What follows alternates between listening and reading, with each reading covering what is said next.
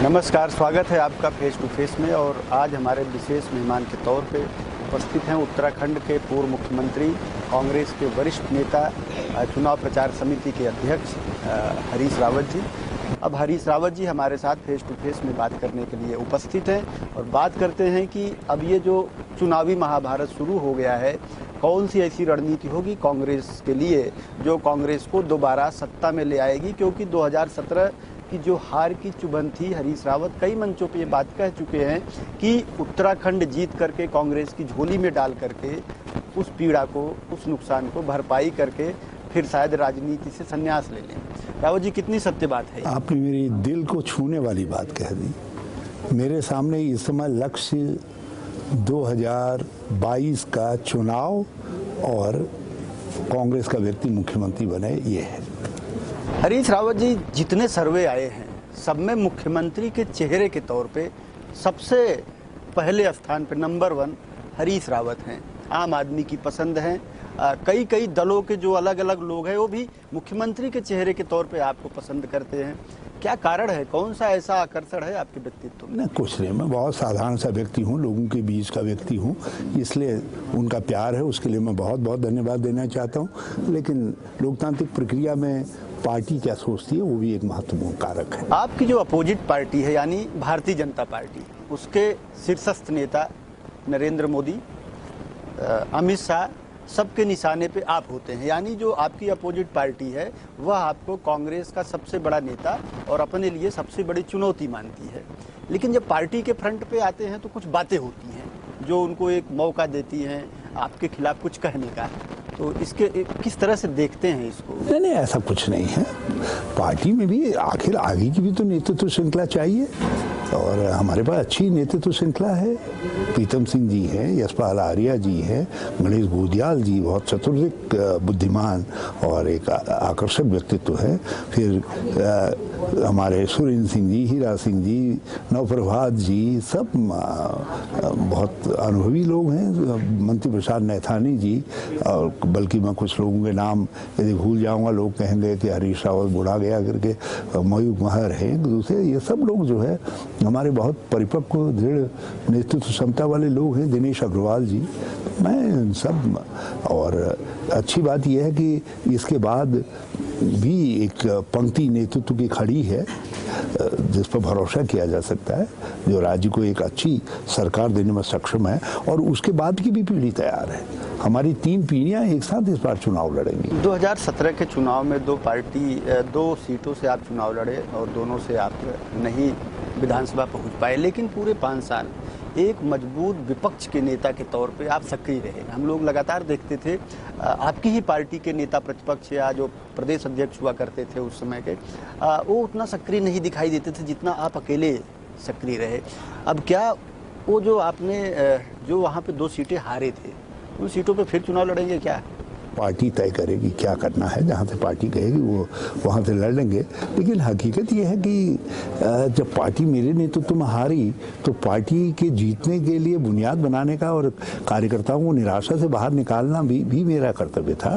आज उसी का परिणाम है। बल्कि उसको कभी कभी हमारी पार्टी के खटर पटर के रूप में लोग देखते थे और कभी कभी सेंट्रल लीडरशिप के लोग भी असहज हो जाते थे। उनको लगता था कि हरीश रावत से ये सब ओवरशैडो हो जा रही चीजें। लेकिन मैंने विपक्ष की धुनी को जलाए रखा और पहले दिन से उसको बुझने नहीं दिया, उस कांच को भरा। आज वो एक बड़ी ऊर्जा के रूप में लोगों के सामने है और मैं समझता हूँ कि ये हम बिल्कुल एक सुनिश्चित जीत की तरफ बढ़ रहे हैं। तो ये 5 साल जो हमने विपक्ष के रूप में अपना कर्तव्य निभाया, ये उसी का आशीर्वाद हमको है, जनता का। नेतृत्व और अगुवाई, इन 2 शब्दों को आपने डिफाइंड किया कि पहले आपने कहा कि हमारे नेतृत्व में चुनाव लड़ेंगे, फिर आपने कहा कि हमारी अगुवाई में।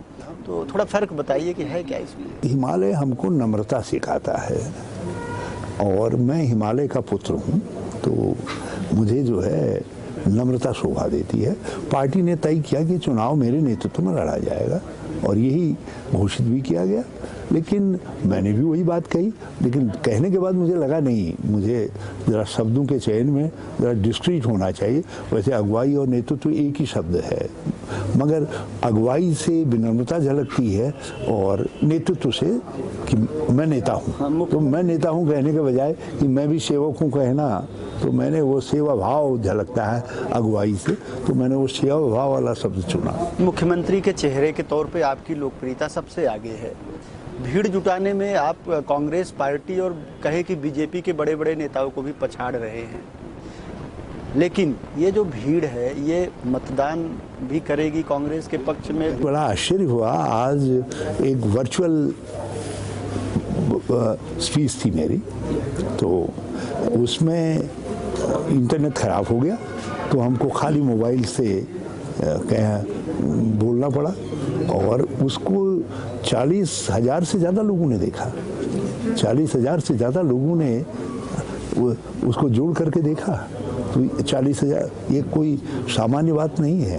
तो ये चीज़ संकेत दे रही है कि चाहे वर्चुअली रैली हो या दूसरी चीज़ हो, यदि हम ठीक से प्लान करेंगे तो अपनी बात को हम जनता जनार्दन तक। चुनाव आयोग ने इस बार बहुत सारे प्रतिबंध लगाए हैं रैलियों पे, बाइक रैलियों पे, बहुत सारी चीज़ों पे, और उनका स्पष्ट एक तरह से संकेत है कि अब आप वर्चुअल आइए या आप डिजिटल हो जाइए।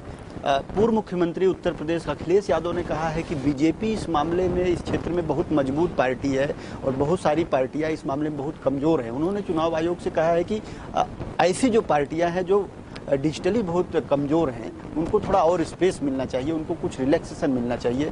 इस पर आप कितना सहमत हैं? देखिए, व्यवहारिक बात है और मैं समझता हूँ 16 तारीख के बाद इलेक्शन कमीशन को 15 तारीख के बाद इस पर सब रिव्यू करना चाहिए।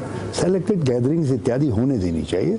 जो बंदिशें हैं, सावधानियां सब बढ़ती जाएं, लेकिन आप संवाद, man to man contact, eye to eye contact को कैसे रोकेंगे? आप रैलीज को यदि रोक देंगे, चेहरे को देख करके आदमी निर्णय करता है कि कितनी सत्यता उसमें झलक रही नहीं झलक रही है, तो वो आभास आप लोगों को नहीं होने देंगे, उनके बीच में एक कर्टेन लगा देंगे, तो ये पर्दे के पीछे की निर्णय जो है उतना सटीक नहीं होगा। यदि सामने से पर्दा हटाना पड़ेगा, ये काम इलेक्शन कमीशन ही को करना पड़ेगा, लेकिन हम वर्चुअल रैली के लिए भी तैयार है। आज हमने टेस्ट किया और 40,000 से ज़्यादा लोगों ने हमको तत्काल जुड़े और हमको देखा। चुनाव आयोग एक स्वतंत्र, निष्पक्ष और स्वायत्त शासी संस्था है और उसकी क्रेडिबिलिटी भी एक तरह से काफ़ी स्पष्ट है, लेकिन प्रायः जो पार्टी विपक्ष में होती है वह यह आरोप जरूर लगाती है कि आयोग जैसे ही आचार संहिता लगती है, शासन प्रशासन आयोग के हाथों में चला जाता है और प्रशासन जो है, जो एक कार्यकारी मुख्यमंत्री होता है या सरकार होती है, उसके दबाव में काम करता है। आपके यहाँ भी स्थिति वैसी है, आप विपक्ष में हैं और यहाँ पे कार्यकारी मुख्यमंत्री के तौर पे पुष्कर धामी काम कर रहे हैं।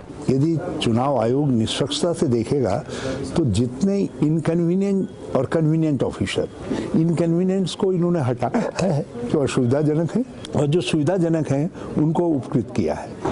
ये पिछले 7-8 दिन में जो यहाँ तो इसको लेकर भ्रष्टाचार का खेल हुआ है अधिकारियों और कर्मचारियों की नियुक्ति आदि के मामले में, उसको इलेक्शन कमीशन को संज्ञान लेना चाहिए और उसको जो है रद्द करना चाहिए उन आदेशों को।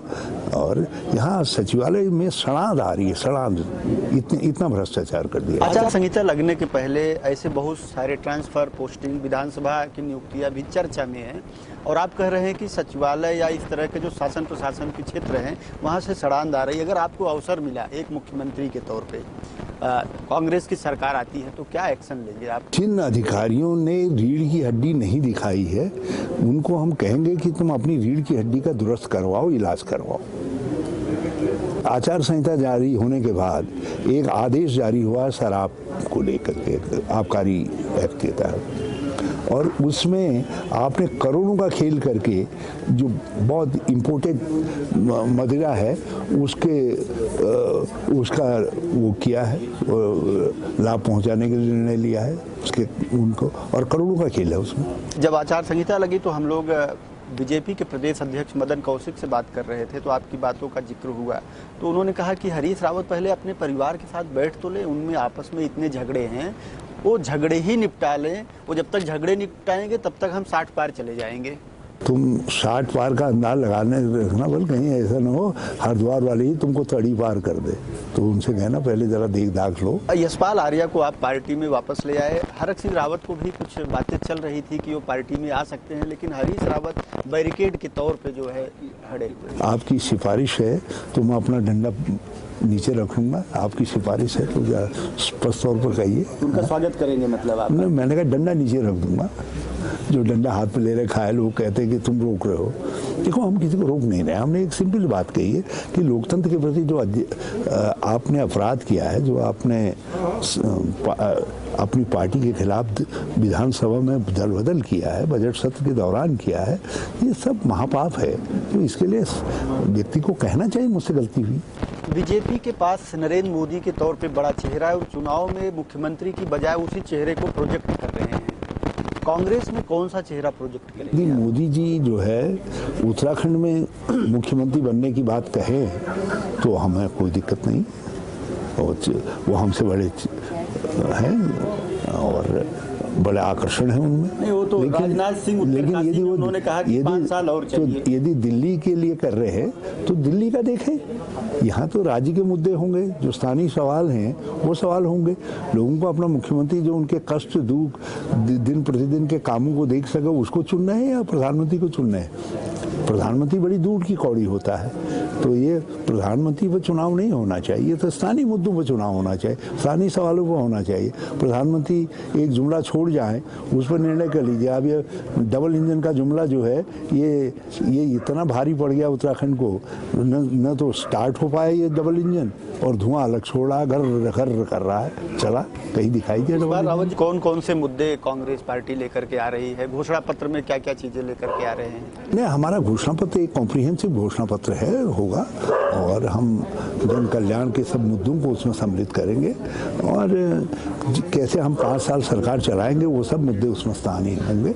लेकिन चुनाव प्रचार में हम जो है बेरोजगारी, जो इस समय सर्वाधिक बेरोजगारी वाला राज्य हो गया उत्तराखंड, बेरोजगारी के सवाल को, महंगाई के सवाल को, भ्रष्टाचार के सवाल को, जो इन्होंने कुशासन है इनका, ये समय शिक्षा और चिकित्सा विभाग बिल्कुल ढांचा बिल्कुल ध्वस्त कर दिया इन्होंने, सब बर्बाद कर दिया।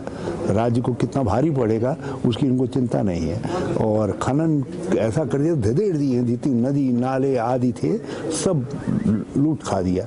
इस समय खनन प्रेमी मुख्यमंत्री ने ऐसा इतना खनन कर दिया है कि कुछ समझ ही में नहीं आ रहा है कि क्या किया चाहते हैं। लोग कह रहे हैं कि 5 रुपया प्रति क्विंटल ऊपर जा रहा है, पता नहीं ऊपर कहाँ जा रहा है, मैं तो अभी तक वो ऊपर को समझ ही नहीं पाया। तो ये सब चीजें हैं। जी, खनन और शराब ये दोनों मामले ऐसे हैं कि आपकी सरकार में भी इसको लेकर के बहुत खबरें बनती थी। हमारी सरकार में इसलिए खबरें बनती थी क्योंकि हमने आबकारी नीति में परिवर्तन ला करके हमने एक नया एलिमेंट इंट्रोड्यूस किया। हमने कहा भाई जो हमारे वहाँ शराब का व्यापार करेगा वो हमारे फ्रूट, हमारे यहाँ के फल और सब्जियों के उसको आशुनी में इस्तेमाल करेगा 20%। जो 20% इस्तेमाल करेगा उसको 20% मार्केटिंग राइट देंगे।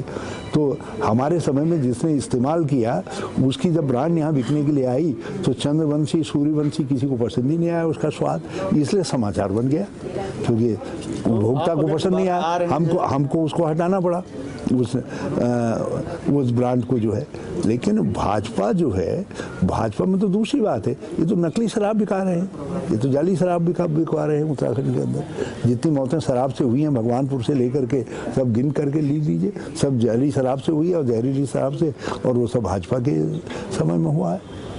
और इन्होंने आज उत्तराखंड को नशे का, पहले पंजाब के विषय में कहा जा सकता था, अब तो उत्तराखंड के अंदर नशा दूर दूर तक, यहाँ तक कि हमारे पहाड़ों की उपत्यकाओं में भी नशा पहुँच गया है। तो आप जब सत्ता में आएंगे, खनन और शराब इन दोनों चीज़ों के लिए, दोनों विभागों के लिए क्या कुछ करेंगे कि अब खबरें न बने आपकी सरकार में? हम आबकारी नीति को अवश्य हॉर्टिकल्चर के साथ जोड़ेंगे, मगर किस सीमा तक जोड़ना है ताकि उपभोक्ता का भी ख्याल रखा जाए, उसका स्वाद का ध्यान रखना बहुत आवश्यक है।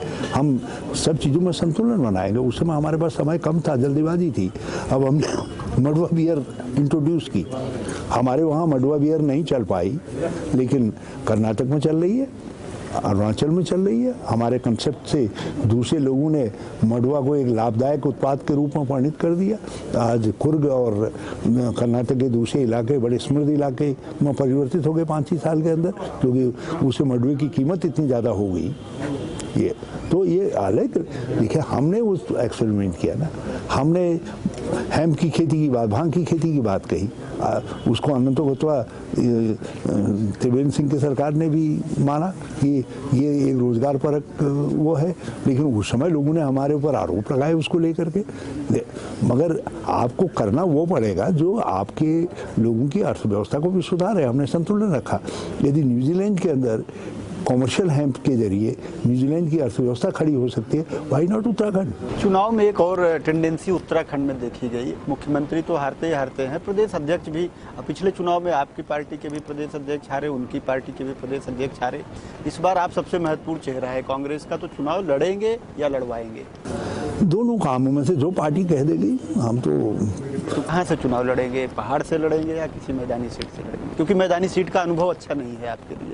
नहीं, ऐसा नहीं है। मैदानी क्षेत्र हरिद्वार में 14 के 14 सीटों पर जो है लोकसभा के चुनाव में मुझे जीत हासिल हुई। बतौर मुख्यमंत्री तो ये कहना कि मैदानी क्षेत्र का अनुभव अच्छा नहीं रहा, लोगों ने मेरे साथ बड़ा स्नेह दिखाया है और आज भी मेरे साथ खड़े हैं। अब ये परिस्थितियाँ होती हैं, किसी समय हार जीत होती है। और उस समय मोदी वेव थी, यदि मोदी वेव में अंधड़ में लोग नहीं बह जाते तो हम बहुत शानदार तरीके से जीतते और सरकार भी हमारी होती। तो ये 2017 जो है असाधारण स्थितियां हैं। आज यदि वेव है तो कांग्रेस के पक्ष में है। अंतिम सवाल है, आप हमारे चैनल के माध्यम से उत्तराखंड की जनता को क्या संदेश देना चाहेंगे? लोगों से कहना चाहेंगे कि भाग्य परिवर्तन का अवसर है और ये भी वैलेंटाइन डे में वोट पड़ेंगे, तो आप कांग्रेस की नीतियों, सिद्धांतों, विचारों को प्यार करिए और हम 5 साल आपको बहुत अच्छी सरकार देंगे। हमसे बात करने के लिए धन्यवाद। बहुत बहुत धन्यवाद। आप थे हमारे साथ उत्तराखंड के वरिष्ठ कांग्रेस नेता और पूर्व मुख्यमंत्री हरीश रावत, जिन्होंने बताया कि 14 फरवरी को ये डिसाइड होगा कि वैलेंटाइन डे उत्तराखंड की जनता किसके साथ मनाएगी, कौन होगा उत्तराखंड की जनता का वैलेंटाइन, और कौन होगा यह तो 10 मार्च को पता चलेगा। लेकिन हरीश रावत का जो आत्मविश्वास है, जो कॉन्फिडेंस है, वह स्पष्ट इशारा कर रहा है कि वो बिल्कुल इस बात के लिए कॉन्फिडेंट है कि इस बार उत्तराखंड की जनता उनको अवसर देगी और 2017 का जो घाव था उसका बदला भी लेंगे और जनता की 5 सालों सेवा करेंगे। अगले एपिसोड में मिलेंगे ऐसे किसी अन्य शख्सियत के साथ। तब तक आप देखते रहिए फेस टू फेस।